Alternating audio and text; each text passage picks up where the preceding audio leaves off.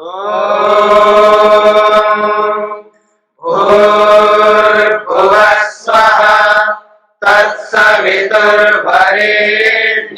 भर्गो देवस्य धीमहि धियो यो नः प्रचोदयात्।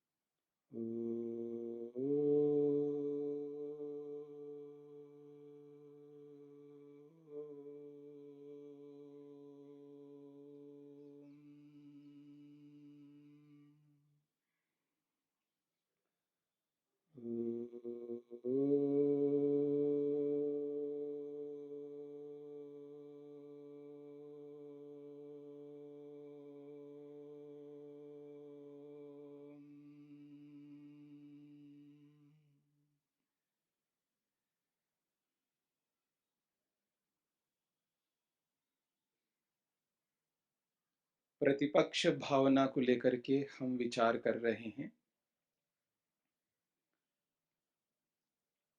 अहिंसा प्रतिष्ठायां तत्सन्निधौ वैरत्यागः।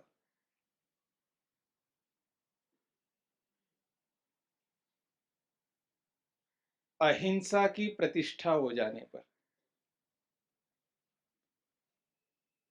हम अपने जीवन में अहिंसा को धारण कर लेते हैं। किसी भी व्यक्ति के प्रति ईर्ष्या का भाव, द्वेष का भाव, गुस्से का भाव, प्रतिकार का भाव नहीं रहता है। ये बहुत बड़ी बात है। सोचने का एक ढंग भी मन के अंदर आना चाहिए। प्रतिपक्ष भाव जो होता है, उसकी जो शैली है, हम किसी को जो दुख देते हैं, कष्ट देते हैं, पीड़ा देते हैं, संतप्त करते हैं उनको, चाहे वो मन के माध्यम से करते हैं, वाणी के माध्यम से करते हैं या शरीर के माध्यम से करते हैं, हमारे कारण से किसी को कितना कष्ट होता है, कितना दुख होता है, कितनी पीड़ा होती है, कितना उसको क्लेश उत्पन्न होता है, इसकी भी कल्पना करके देख लेना चाहिए। हम मनुष्यों में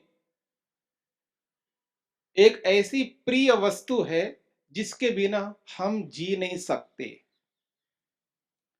जिसके आधार पर आज हम के रूप में हैं। जिन प्राणों को हम धारण कर रहे हैं ना, जिन प्राणों को, यदि ये प्राण ना रहे तो हम के रूप में नहीं रहेंगे। और चरक की दृष्टि से अगर सोचे, आयुर्वेद की दृष्टि से सोचे, आयुर्वेदकार ने यह कहा है, अहिंसा प्राणिनाम प्राणवर्धनानाम उत्कृष्टतमम एकम। ये जो अहिंसा है, अर्थात किसी भी व्यक्ति के प्रति, किसी भी प्राणी के प्रति मन के अंदर द्वेष की भावना उत्पन्न ना हो, ईर्ष्या की भावना उत्पन्न ना हो, मन के अंदर गुस्सा ना आए, क्रोध ना आए, ये बहुत बड़ी बात है। हम ये नहीं समझ पा रहे हैं, हमारे कारण किसी के मन में क्लेश उत्पन्न हो रहा है, किसी का मन खिन्न है, संतप्त है, और उसके कारण उसके प्राण घट जाते हैं, ये हमें एहसास नहीं होता। मेरी बात को समझना। हमारे कारण सामने वाले व्यक्ति के प्राण कम होते जाएंगे, और उस व्यक्ति को सर्वाधिक प्रिय यदि कोई दुनिया में है तो उसके प्राण है। प्राण से बढ़कर प्रिय और कोई नहीं है दुनिया में। प्राण से जितना प्रेम करता है, जितना लगाव है व्यक्ति के जीवन में, उतना लगाव किसी भी वस्तु से नहीं है। और ऐसे प्राणों को हम चोट पहुंचाते हैं। मेरी बात को समझने का प्रयत्न करना। यह सोचने की एक शैली है, ये केवल काल्पनिक नहीं है, ये ऋषियों की शैली है, ऋषियों की पद्धति है। जब हम किसी व्यक्ति को गलत नजरिए से देखते हैं, उसके प्रति मन में ईर्ष्या उत्पन्न करते हैं, या वाणी से भी उसके प्रति कुछ ना कुछ ऐसे शब्द बोलते हैं, तो समझ लेना न केवल उसके लिए, वो मेरे लिए भी है। जो बोलने वाला है उसके लिए भी है, उसके भी प्राण घट जाएंगे, उसका जीवन कम होता जाएगा। ऐसा सोचने वाले का जो जीवन है वो कम होता जाएगा। ये भी एहसास करना पड़ेगा हमें। इसलिए चरककार ने स्पष्ट कहा है, अहिंसा प्राणिनाम प्राणवर्धनानाम उत्कृष्टतमम एकम। दुनिया में प्राणों को बढ़ाने के लिए, प्राणों को उन्नत करने के लिए, प्राणों को वैसा का वैसा बनाए रखने के लिए अहिंसा एक बहुत बड़ा उपाय है। इससे बढ़कर उपाय दुनिया में और कोई नहीं है। अपने प्राणों को सुरक्षित रखना हो और ईर्ष्या उत्पन्न करते हुए, द्वेष उत्पन्न करते हुए, चुगली करते हुए हम अपने प्राणों को घटाते हैं, अपने जीवन को कम करते हैं। क्यों भला? क्योंकि स्वयं टेंशन में आ जाएंगे ना, चिंतित तो हो जाएंगे ना। और जैसे ही व्यक्ति स्वयं चिंता से ग्रस्त हो जाता है तो उसका नर्वस सिस्टम डिस्टर्ब हो जाता है और बुद्धि काम करना कम कर देता है। बुद्धि काम नहीं करती, फिर मन शांत नहीं रह सकता, वो उसका मन प्रसन्न नहीं रह सकता, उसका मन क्षुब्ध रहेगा और उसके कारण से और समस्या उत्पन्न हो जाएगी। और जैसे ही नर्वस सिस्टम डिस्टर्ब हो जाता है, बाकी शरीर के सारे सिस्टम्स डिस्टर्ब हो जाएंगे,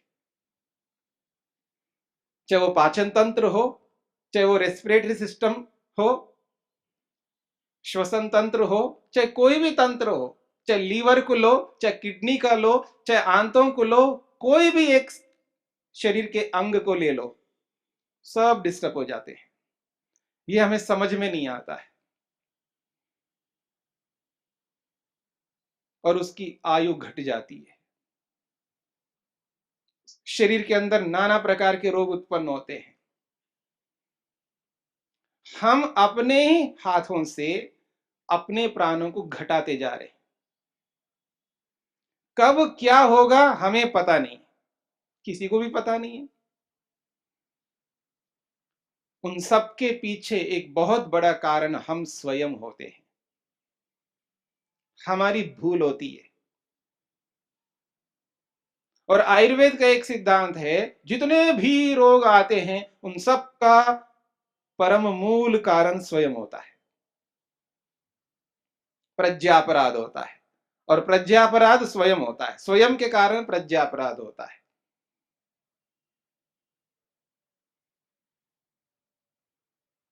इस बात को हमें समझना होगा।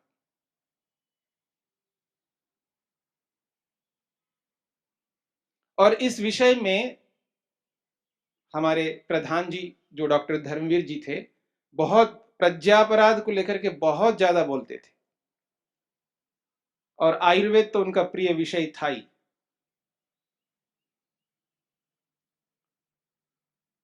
जितने भी रोग हमारे जीवन में आते हैं, जितनी भी समस्याएं आती है हमारे जीवन में, उन सबका मूल परम कारण स्वयं होता है व्यक्ति।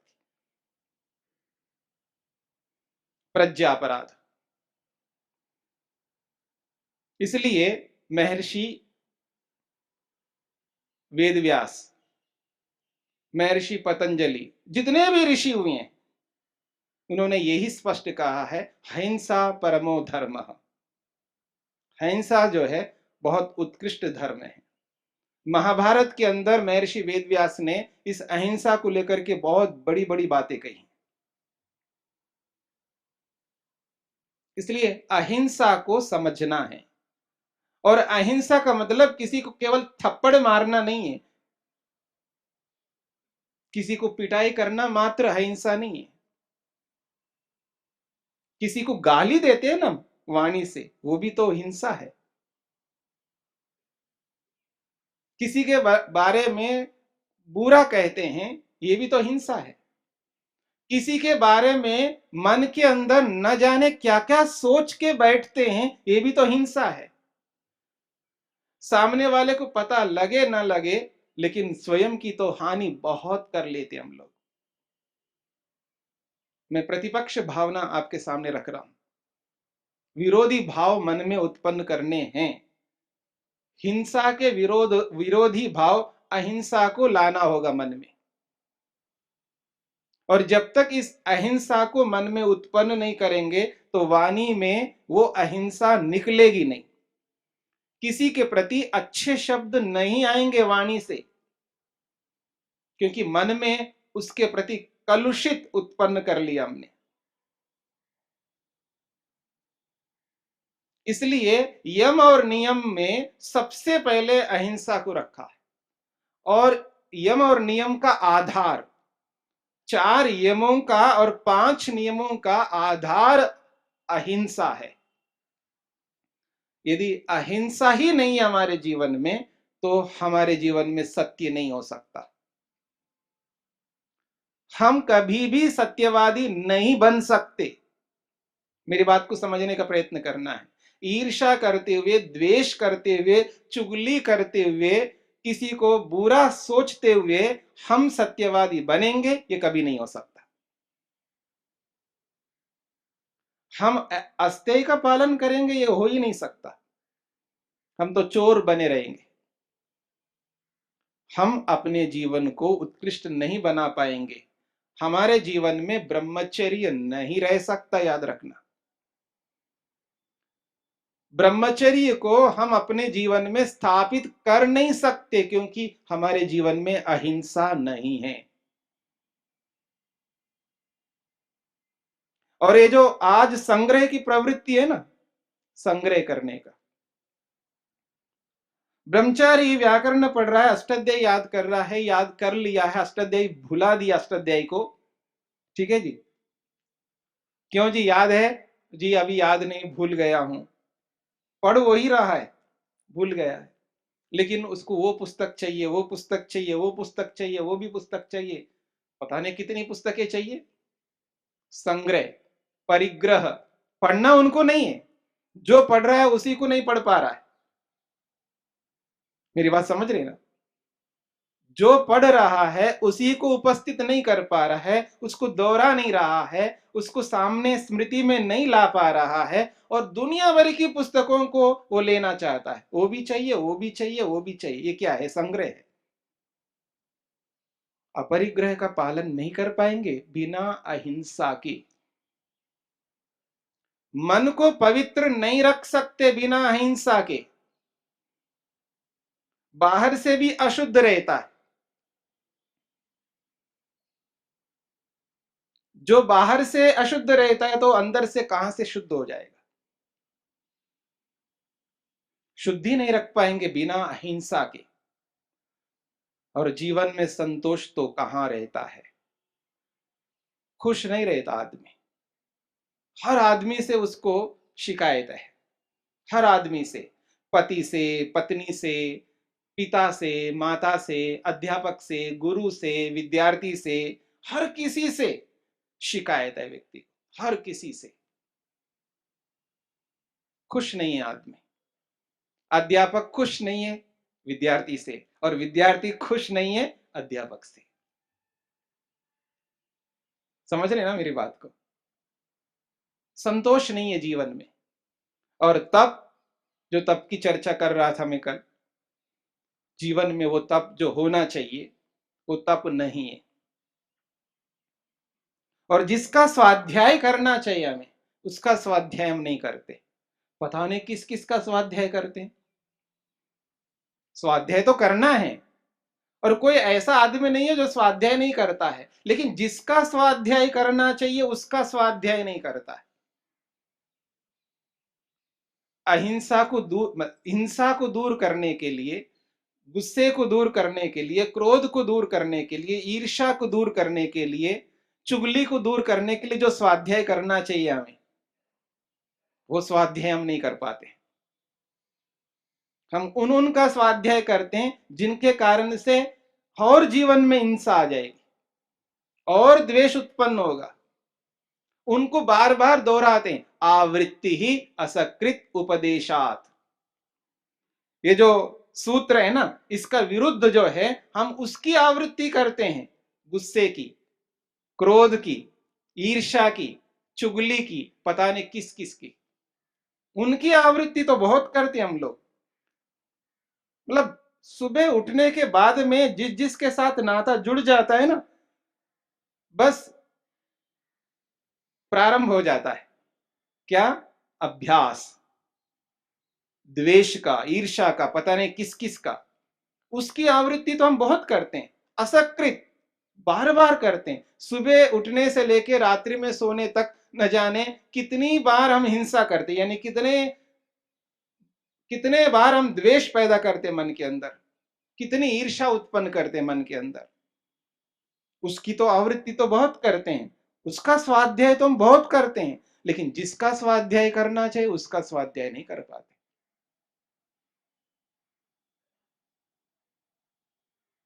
और ईश्वर प्रणिधान, जब यज्ञशाला में आएंगे तब ईश्वर प्रणिधान कर लेंगे, जब संध्या के लिए बैठेंगे तब ईश्वर प्रणिधान कर लेंगे।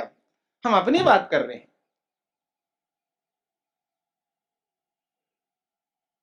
जैसे ही मंदिर में जाता है तो आदमी को भगवान याद आता है, और जैसे जैसे मंदिर से दूर होता जाता है भगवान दूर होता जाता है। स्थान की दृष्टि से तो कोई भगवान को स्वीकार करता है तो उनको हम सोचते हैं, हमारे मन में उनके प्रति द्वेष उत्पन्न होता है। देख लो, जो मंदिरों में जाते हैं, जो मंदिरों में जाकर के पूजा करते हैं, उनको देख करके हम अपने मन में उनके प्रति द्वेष उत्पन्न करते हैं। कमाल की बात है ना? बिना मतलब कितना द्वेष पैदा करते देखिएगा। मतलब एक आर्य समाजी, जो नॉन आर्य समाजी लोग हैं, जितने भी लोग मंदिरों में जाते हैं, सैकड़ों नहीं, हजारों नहीं, लाखों नहीं, करोड़ों लोग हो सकते हैं, उन सबके प्रति हम अपने मन में द्वेष उत्पन्न करते हैं ना। देखो कितनी हिंसा हो रही है, देखिएगा, सोचिएगा। क्योंकि वो स्थान की दृष्टि से भगवान को स्वीकार करता है ना, क्योंकि मंदिर में स्वीकार करता है, मंदिर से जैसे जैसे दूर होता है वो तो भगवान को भुला देता है। और हम में और उनमें कोई विशेष अंतर नहीं है।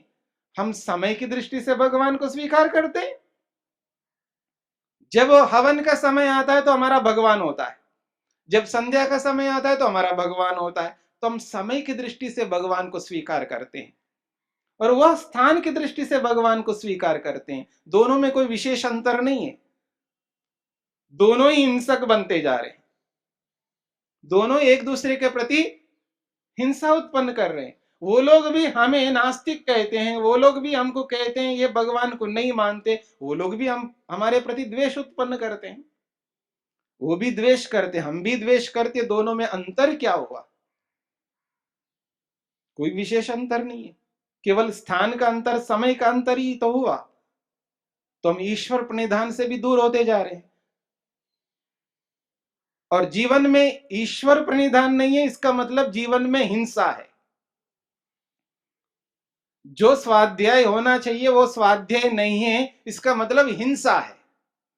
क्योंकि एक समय एक भाव रह सकता है, याद रखना। जब ईश्वर सामने नहीं है या ईश्वर की अनुभूति, जैसे अभी हम दिन में हैं या रात में हैं? हाँ जी ब्रह्मचारी, रात में है, दिन में है। तो दिन में है तो दिन की अनुभूति हो रही ना, हो रही है हमको दिन में। और जैसे ही दिन में हम एहसास कर लेते हैं, अनुभव कर लेते हैं, हाँ मैं दिन में हूं, और जब तक रात नहीं होती है तब तक हम दिन की अनुभूति करते रहते हैं, सारे कामों को करते हुए। करते नहीं करते? दुनिया भर के कामों को करते हुए हम सतत अनुभव करते, मैं दिन में हूं, और रात में रात की अनुभूति करते हैं। तो ईश्वर को वैसा हम अनुभव नहीं करते हैं। जो जितना प्रतिशत करता है वो बहुत अच्छी बात है, मैं मना नहीं कर रहा हूं, और मैं भी ये नहीं कहना चाहता हूं मैं 100% अनुभव करता हूं भगवान को, मैं ये नहीं कहना चाह रहा हूं। हम सब एक ही नाव में बैठे हुए हैं,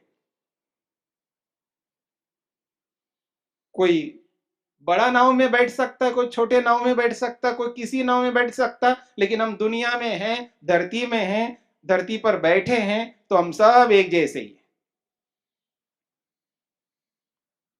तो ईश्वर को भुला के रखते हैं, और जितना भुला के रखते हैं उतनी ही हिंसा करते हैं।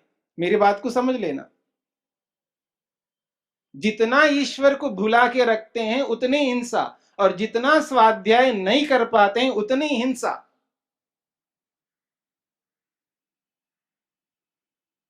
ये समझ लीजिएगा। और जितना तप नहीं कर पाते हैं उतनी हिंसा, जितना संतोष जीवन में नहीं है उतनी हिंसा, और जितनी शुद्धि नहीं है ना हमारे मन के अंदर उतनी हिंसा। इकट्ठा करते जा रहे हैं, कोई कपड़ों में लगा हुआ है, कोई पुस्तकों में लगा हुआ है, कोई जमीन में लगा हुआ है, कोई मकानों में लगा हुआ है, कोई सोना चांदी में लगे हुए हैं, कोई कुछ नोटों में लगे हुए हैं, कोई किसी में लगा हुआ है, कोई किसी में लगा हुआ है। ये परिग्रह करते जा रहे हैं, हम करते जा रहे हैं, करते जा रहे हैं, संग्रह संग्रह संग्रह, बस इसी में लगे हुए। और जितना अधिक संग्रह उतनी अधिक हिंसा।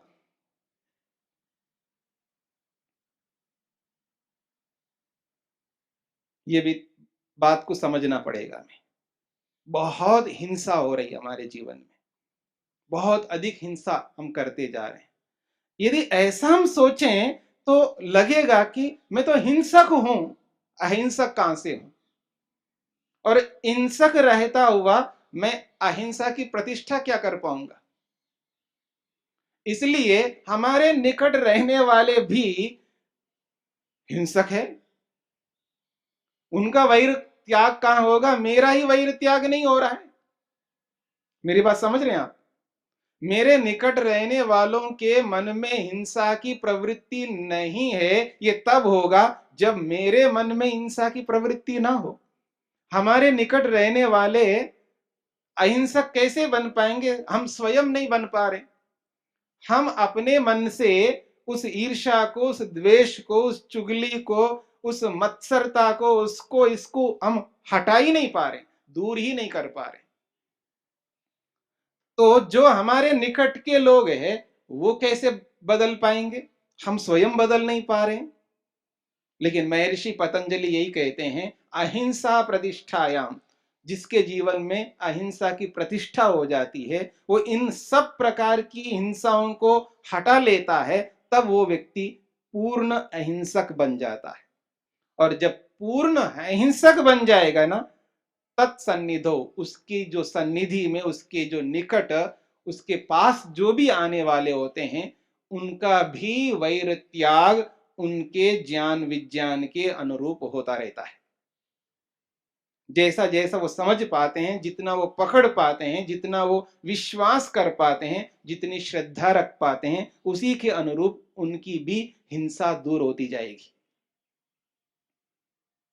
ऐसा मत समझना कि सब जो भी उसके निकट आ जाएंगे सबकी हिंसा दूर हो जाएगी, चाहे मनुष्य हो चाहे मनुष्येतर प्राणी हो।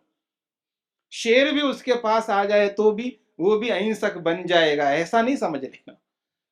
बन भी सकता है और नहीं भी बन सकता है, सिचुएशन के ऊपर डिपेंड करेगा, परिस्थिति के ऊपर निर्भर करेगा। क्योंकि दोनों प्रकार के उदाहरण सामने आते हैं। आज भी ऐसे दिखाई देते हैं लोग, ऐसे पेपरों में आता है, वीडियोस देख लेते हैं, वो शेर है उसके पास बैठा हुआ है, वो भी बैठा हुआ है, ऐसा भी दिखाई देता है। होता नहीं होता है? कुछ सिखाया जाता है उनको, कुछ ऐसे ही होता है। कभी कभी जो है हर प्राणी के अंदर कुछ ना कुछ एक प्रवृत्ति होती है, मतलब हिंसक प्रवृत्ति वाले प्राणी के अंदर में भी कभी ना कभी कुछ दया आ जाती है। वो भगवान जानता है कब क्या ऐसी परिस्थिति आती है। सुनते भी है, देखते भी, जंगलों में भी वो हिंसक प्राणी है, लेकिन उसके निकट रह करके भी उसको नहीं मारता है। ऐसा भी होता है ना, कोई प्राणी जिसको खाने वाला है उसको ना खा करके उसको पालता है, ऐसा भी तो होता है। कोई ऐसे ही हिंसक प्राणी जिसका काम ही उसको खाना है, उसको ना खा करके उसको पालता है, ऐसा भी है। और खा जाने वाले तो है ही, उसको तो पता ही है हम सबको। इस तरह दोनों प्रकार के दिखाई देते हैं। लेकिन ये जरूरी नहीं है जो भी हमारे निकट आ जाए वो सब अहिंसक बन जाए, ऐसा नहीं होता है। वो परिस्थिति के ऊपर निर्भर करता है, सबके हाथ में नहीं है। इस बात को समझना है। तो प्रतिपक्ष भावना हमें करनी है। हिंसा को रोकने के लिए हमें यह भी सोचना होगा जिससे हम अपने जीवन में वो स्थिति ला सकेंगे। अहिंसा प्राणिनाम प्राणवर्धनानाम उत्कृष्टतमम एकम। हमारे के कारण, हमारे जीवन के कारण से किसी के प्राण कम ना हो, हम किसी के मृत्यु का कारण न बने, इस बात को समझ लेना है। इसलिए किसी कवि ने बहुत अच्छे शब्दों में कहा, न भूत प्रदानम न सुवर्ण प्रदानम न गो प्रदानम न तथा ही अन्न प्रदानम। आप किसी को भूमि का दान करो, किसी को सोना चांदी का दान कर दो, किसी को आप गाय दे दो, किसी को आप अन्न का दान दो, दुनिया में बहुत सारे दान हैं। लेकिन वो कहते हैं सर्वेषु दानेषु, जितने भी दान हैं अभय प्रदानम। अगर आपने किसी को अभय का दान दे दिया ना, उससे बढ़कर दान और कोई नहीं हो सकता। हमारे कारण किसी को अभय यानी उसको, उसके मन में हिंसा रहित बना दिया उसको हमने, हमारे कारण से उसके मन में वो द्वेष पैदा नहीं हो रहा है। मेरी बात समझना, हमारे जीवन के कारण किसी के मन में ईर्ष्या उत्पन्न नहीं हो रही है, हमारे कारण किसी के अंदर कोई कलुषित भावना नहीं है, तो समझ लेना उसका जीवन बढ़ेगा। क्योंकि हम उसको चिंतित नहीं कर रहे हैं, चिंता उत्पन्न नहीं कर रहे उसके मन में, हमारे कारण वो गलत नहीं सोच रहा है, चिंताग्रस्त नहीं हो रहा वो व्यक्ति, तो समझ लेना उसका जीवन बढ़ जाएगा, उसके प्राण रह जाएंगे। वैसे तो हमारे कारण किसी के प्राण घटित ना हो, कम ना हो, उसके प्राण बढ़े, ये हमारे को सोचना होगा। ये एक प्रकार का विशेष उपाय है प्रतिपक्ष भावना के विषय में।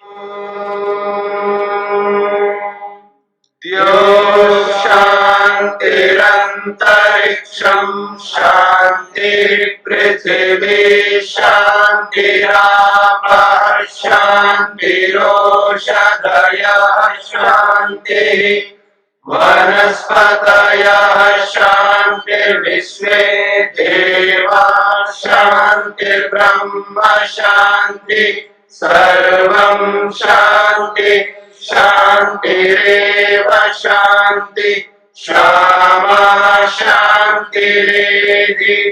ओम शांति शांति शांति।